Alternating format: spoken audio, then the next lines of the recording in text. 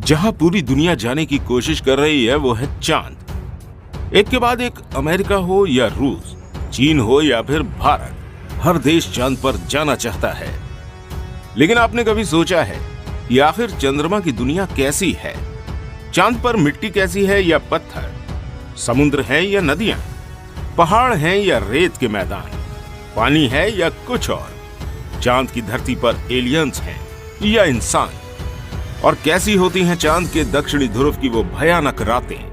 तो चलिए दोस्तों, अगले कुछ देर में ले चलते हैं आपको चांद की इस भयानक दुनिया की सैर पर। तो चलिए शुरू करते हैं अपने चांद के सफर को। धरती से चांद की दूरी लगभग 3,84,400 किलोमीटर है। पृथ्वी से चांद तक पहुंचने में सबसे कम समय 4 दिन अमेरिका को लगा है। वहीं अगर हम चंद्रयान के रास्ते से चांद पर जाते हैं तो लगभग 40 दिन का समय लगेगा। अगर ये मानकर चले कि हम अमेरिकी स्पेस क्राफ्ट में बैठकर चांद पर जा रहे हैं तो हमें वहां पहुंचने में 4 दिन का समय लगेगा। 4 दिन बाद हम चांद की जमीन पर होंगे। चांद की जमीन पर उतरने के बाद जो हमें सबसे पहले दिखेगा वो है चांद की जमीन। आपको चांद की जमीन ऊबड़ खाबड़ नजर आएगी। चांद की जमीन पर हर तरफ आपको बड़े बड़े गड्ढे दिखाई देंगे। जब आप चांद की जमीन पर खड़े होकर ऊपर की ओर देखेंगे तो आपको हमारा खूबसूरत ग्रह पृथ्वी नजर आएगा, जिसमें आपको पृथ्वी साफ साफ अपने अक्ष पर घूर्णन करती नजर आएगी। लेकिन आसमान में हमेशा उसकी स्थिरता बनाए रखेगी। अर्थात चांद पर खड़े होकर पृथ्वी को कई वर्षों से अगर हम निहारते रहें तो वो अपनी जगह से टस से मस नहीं होगी। चांद का गुरुत्वाकर्षण पृथ्वी के मुकाबले 6 गुना कम है, यानी चांद की जमीन पर जाने के बाद हमारा वजन 6 गुना कम हो जाएगा। यदि पृथ्वी पर आपका वजन 60 किलो है तो चांद की सरफेस पर आपका वजन केवल 10 किलो ही रह जाएगा। यानी चांद की जमीन पर उतरने के बाद आप अपने आप को काफी हल्का महसूस कर रहे होंगे। आप इधर उधर आसानी से उछल पाएंगे। इसी कारण नील आर्मस्ट्रांग जब चांद पर चल रहे थे तब उछल उछल कर चल रहे थे, क्योंकि दोस्तों चांद पर पृथ्वी की तरह चल पाना संभव नहीं है।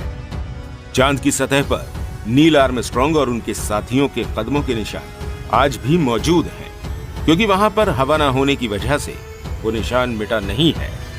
फिर थोड़ा चलने के बाद जब आप चांद पर इधर उधर देखेंगे तो आपको बहुत सारा कचरा पेपर, बहुत सारे क्षतिग्रस्त सैटेलाइट और बैग्स मिलेंगे। ये सारा कचरा हम इंसानों ने फैलाया है।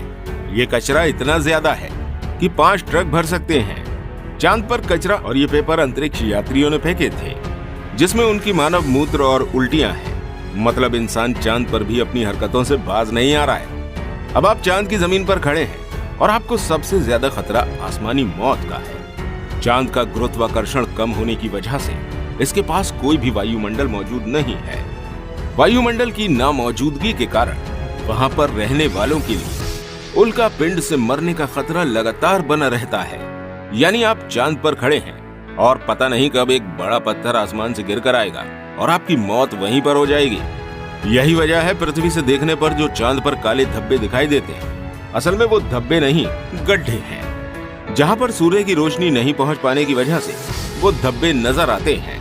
सूर्य के बाद आसमान में सबसे ज्यादा चमकने वाली अगर कोई चीज है तो वह है चंद्रमा।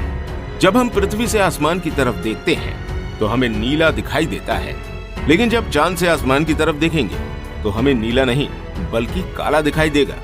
यानी आप जब भी ऊपर आसमान की तरफ देखेंगे तो आपको लगेगा कि आप काले आसमान की दुनिया में आ गए हैं। चांद पर आप कितना भी जोर से चिल्ला लें, आपकी आवाज मुंह से बाहर नहीं आएगी।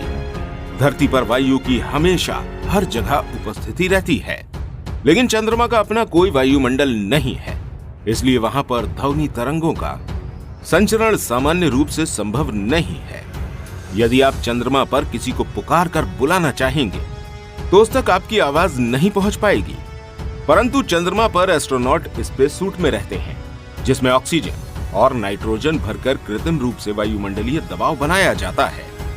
इसलिए वे सूट में बात कर सकते हैं और उसमें लगे माइक्रोफोन की मदद से किसी अन्य व्यक्ति तक भी अपनी बात पहुंचा सकते हैं। इस तरह से चंद्रमा पर टेलीफोन के काम करने में तो कोई समस्या नहीं है, लेकिन आपको ध्वनि को अपने मुंह से माइक्रोफोन तक पहुंचाने के लिए किसी माध्यम जैसे वायु की आवश्यकता पड़ेगी, जो कि इस स्पेस सूट में ही संभव है।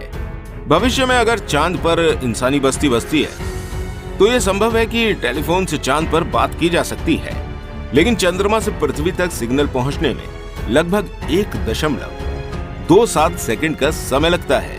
इसलिए पृथ्वी से संपर्क के दौरान आपको रुक रुक कर बात करनी पड़ेगी।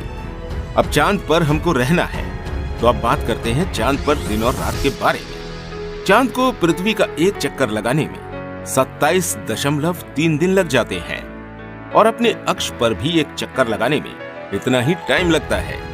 यही वजह है कि चांद पर हमें एक बार में एक भाग ही दिखता है, दूसरा भाग छिपा रहता है। वहीं चांद पर एक दिन करीब 14 दिन का होता है। रात भी इतनी लंबी होती है, यानी चांद की सतह पर मौजूद वस्तुओं पर रात और दिन का बहुत ज्यादा असर होता है।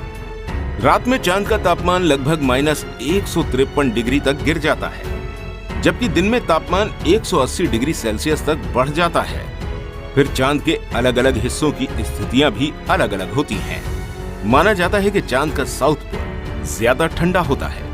रात तो वहां पर इतनी ठंडी होती है कि पृथ्वी का कोई भी मनुष्य शायद ही उन हालात में रह पाए। बस्तियां बसाने की कल्पना तो दूर की बात है। अगर वैज्ञानिकों की माने तो चांद के साउथ पोल पर दिन में भी तापमान ज्यादा गर्म नहीं होता है, लेकिन रात बहुत ही ठंडी होती है।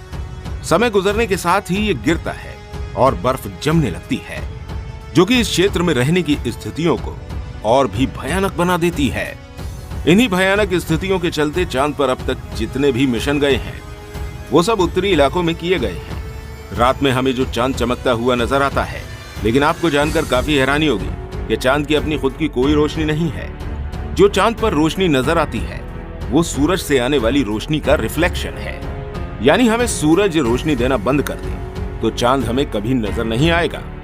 चांद पृथ्वी के चारों तरफ घूमते वक्त अपना एक हिस्सा पृथ्वी के सामने रखने के कारण चांद का दूसरा हिस्सा आज तक पृथ्वी के किसी भी मनुष्य ने नहीं देखा है। दोस्तों, चांद पर मौसम नहीं पाए जाते हैं क्योंकि परिक्रमा के दौरान चांद अपनी धुरी पर सिर्फ 1.54 डिग्री तक तिरछा होता है, जबकि पृथ्वी 23.44 डिग्री तक झुकी होती है। चांद के ध्रुवों पर कई ऐसे इलाके हैं जहां कभी सूरज की रोशनी पहुंच ही नहीं पाती है। यानी घूमते हुए अगर आप चांद के इन इलाकों में पहुंच गए तो वहां नजारे बेहद ही भयानक होंगे। आपको जानकर हैरानी होगी कि पृथ्वी की वजह से चांद पर मौसम नहीं बदलते, लेकिन चांद की वजह से पृथ्वी पर मौसम बदलते हैं। आपको चांद का डरावना और जानकारियों से भरा सफर कैसा लगा, हमें कमेंट बॉक्स में लिखकर जरूर बताएं। इस वीडियो को एक लाइक जरूर करें